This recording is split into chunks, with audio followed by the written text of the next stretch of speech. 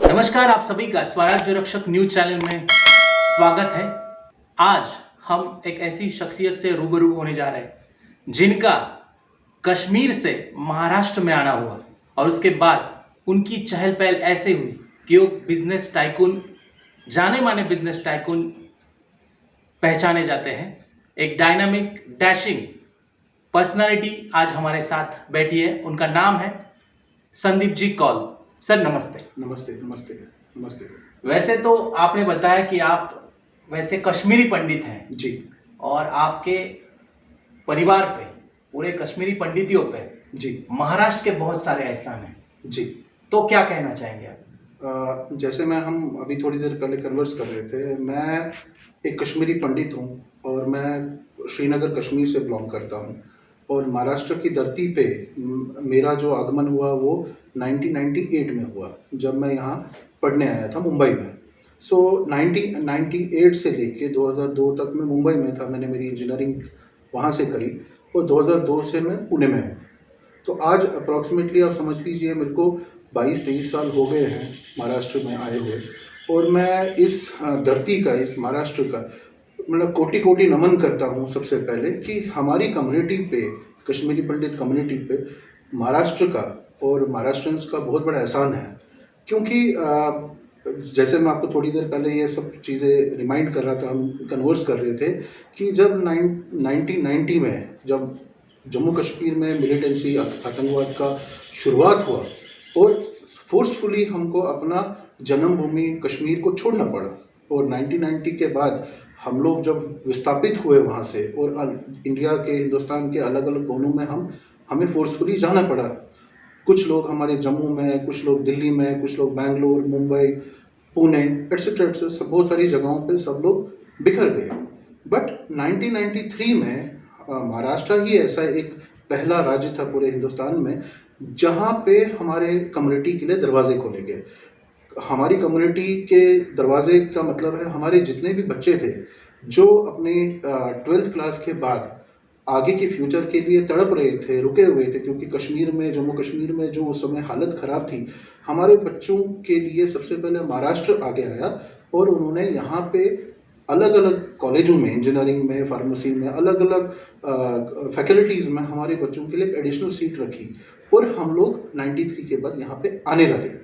उन्हीं में से मैं भी एक ऐसा स्टूडेंट था जो 98 में मुंबई आया।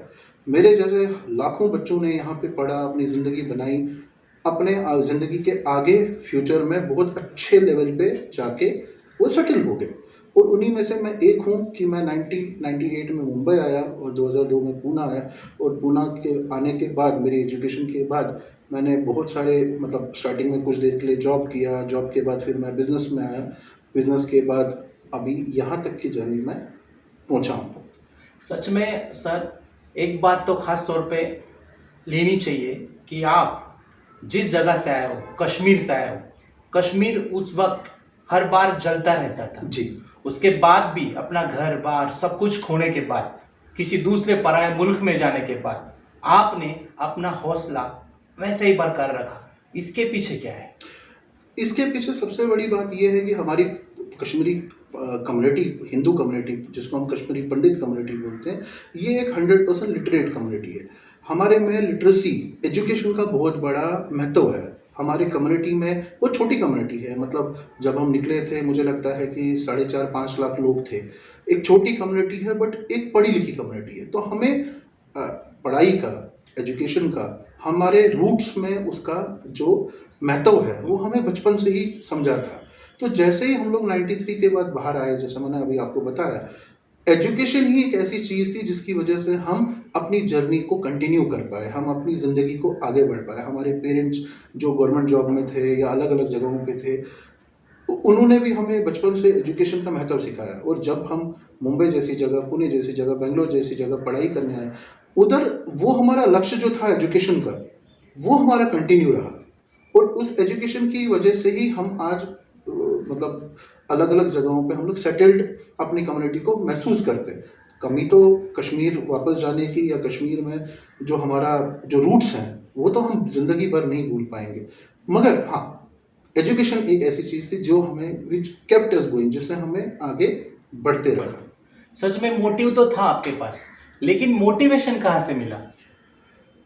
मोटिवेशन ये है सबसे पहले कि जो हमें अपने कश्मीर को छोड़ना पड़ा, हमारे घर बार को छोड़ना पड़ा, हमारा जितना भी जो भी सब था हमारा, हमारे हर एक घर में, हर एक फैमिली में छोड़ छाड़ के आना पड़ा। तो हमारे पास सर्वाइवल क्या था?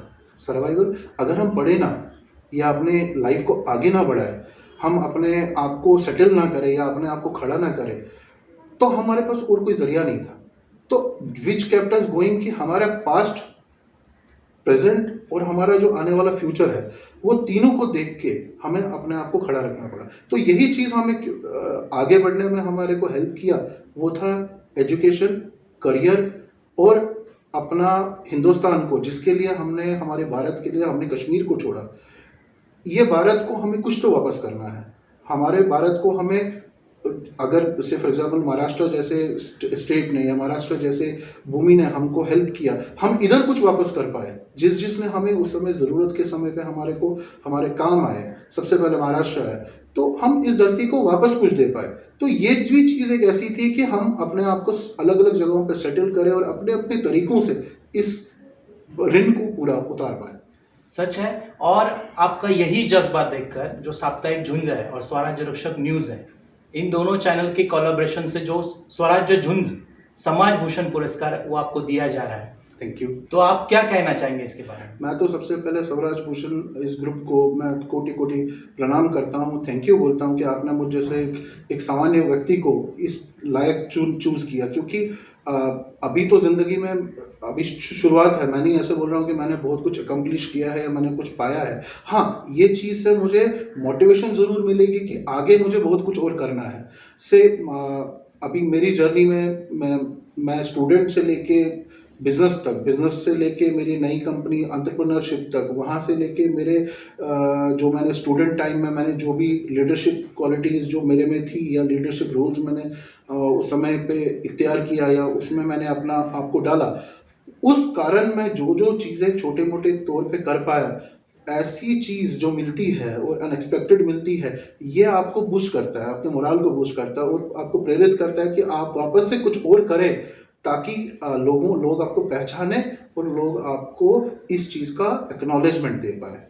सच में एक यंग एंटरप्रेन्योर के तौर पर आप नए जो पीढ़ी है, नए बच्चे हैं, स्कूल कॉलेज वाले, उनको क्या सलाह देंगे? मेरा यही सलाह है, क्योंकि जैसे मैंने आपको बोला कि मेरा जो बिज़नेस है, मेरा जो एंटरप्रेन्योरशिप है, मैंने 2 सेक्टर में उसको डिवाइड किया। पहला तो एजुकेशन एक ऐसा सेक्टर है जिसमें मैं 2004 से इन्वॉल्व हूँ, 2006 से मैंने मेरी कंपनी चालू की है, और ब्यूटी एंड वेलनेस। तो इस कारण मैं एजुकेशन में कोइंसिडेंटली मैं लोगों को हर समय काउंसिल करता रहता हूँ, और ऐसे कई स्टूडेंट्स हैं जिनको मैं मतलब हर साल मैं कंसल्टेशन देता हूँ।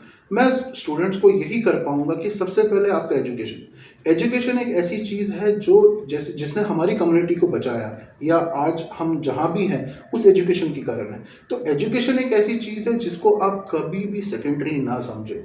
हर एक बच्चे को मैं यही मेरी ओर से रिक्वेस्ट भी करता हूँ, गाइडेंस भी देता हूँ, सबसे पहले अपनी एजुकेशन को आप पूरा करें। जो भी आपका एम इन लाइफ है, वो आपका एक एजुकेशन के माध्यम से उस तक पहुंचने की कोशिश करें। उसके बाद आप जो भी करना चाहते हैं, चाहे आप सोशली करना चाहें, चाहे पॉलिटिकली करना चाहें, चाहे आप कुछ भी करना चाहें, वो आप कर सकते हैं। मगर सबसे पहले एजुकेशन है, क्योंकि वो आपको सही और गलत की फ़र्क समझाता है। वो आपको प्रेजेंट में क्या चल रहा है, सही दिशा में चलने की प्रेरित करता है। और उसका सबसे बड़ा एग्जांपल हमारी कम्युनिटी है। हम 1993 में भटक भी सकते थे, अगर हमें सही टाइम पे हम चाहते कि उस समय पे हमारे पास कुछ नहीं था, बस एजुकेशन ही था, सब एजुकेशन था, हम कुछ भी कर सकते थे, हम कहीं भी भटक सकते थे। शायद यही है कि महाराष्ट्र में उस समय पे बाला साहेब ठाकरे साहब थे, जिनको हम कोटि कोटि नमन करते हैं। हम उनको सचमुच में अपना दैवत जैसा मानते हैं। उन्होंने ये पहचाना कि ये कम्युनिटी इतनी नीश है, इतनी एलीट है और इतनी एजुकेटेड है। अगर इस समय पे हमने इनको हाथ नहीं दिया, हमने इनको दिशा नहीं दिखाई, ये दिशाहीन हो सकते हैं, ये भटक सकते हैं। तो वैसे ही मैं आने वाली जनरेशन को और स्टूडेंट्स को यही बोलूँगा, एजुकेशन सबसे बड़ी चीज़ है। एजुकेशन को आप कभी भी सेकेंडरी ना समझें। प्राइमरी एजुकेशन सबसे इंपॉर्टेंट है, आप उसको अपना कंप्लीट करें। उसके बाद आपकी लाइफ में जो भी एम इन लाइफ हो, आप उसकी ओर बढ़ें। सच में आज आपसे मिलने का अवसर मिला है, लेकिन आज एक विशेष दिवस है जी। और उस दिवस आप तो जानते ही छत्रपति जी, शिवाजी जी, महाराज जी, की जी। जयंती है। जी। तो आप क्या कहना चाहेंगे महाराज के बारे में? छत्रपति शिवाजी महाराज सबसे पहले एक ऐसी प्रेरणा है जिसके ऊपर हम जितना बोले उतना कम है। और आज मेरा नसीब है सबसे पहले कि आज के दिन में आप लोग मेरे पास आ रहे हैं और मेरा इंटरव्यू ले रहे हैं। छत्रपति शिवाजी महाराज एक ऐसी प्रेरणा है और मैं पिछले कई सालों से उनके बारे में पढ़ भी रहा हूँ। मैं कोइंसिडेंटली मैं ये बोलना भूल गया, मेरी वाइफ भी एक महाराष्ट्रियन है। ठीक है, मैं ब्लेस्ड हूँ सबसे पहले कि मेरी वाइफ एक महाराष्ट्रियन है। सो उनके कारण, मेरी खुद की स्टडीज़ के कारण और यहाँ पे अब 20-22 साल रहने के कारण मुझे पता चला कि शिवाजी महाराज का हमारी देश पे, इस महाराष्ट्र राज्य पे कितना बड़ा इन्फ्लुएंस है। शिवाजी महाराज की वजह से हम लोग, हमारे जो बच्चे, हमारा जो यूथ है वो कितना प्रेरणा लेता है और कितना और लेना चाहिए प्रेरणा। अभी तो ये तो शुरुआत है। और कोइंसिडेंटली शिवाजी जयंती की वजह से मैं सबसे पहले पूरे आपके दर्शकों को, आपके पूरे जितने भी आपके फॉलोअर्स हैं, उन सबको मैं सबसे पहले शुभेच्छा देता हूं और यही बोलता हूं कि शिवाजी महाराज के जितने भी उनके प्रिंसिपल्स थे उसको फॉलो करें। अगर आप उसमें से उन कुछ प्रिंसिपल्स को आप फॉलो कर पाएंगे, आपका जीवन खुद ब खुद एक गति लेगा, एक दिशा में चलेगा। सबसे पहले उसके लिए आप लोगों को शुभेच्छा। धन्यवाद सर।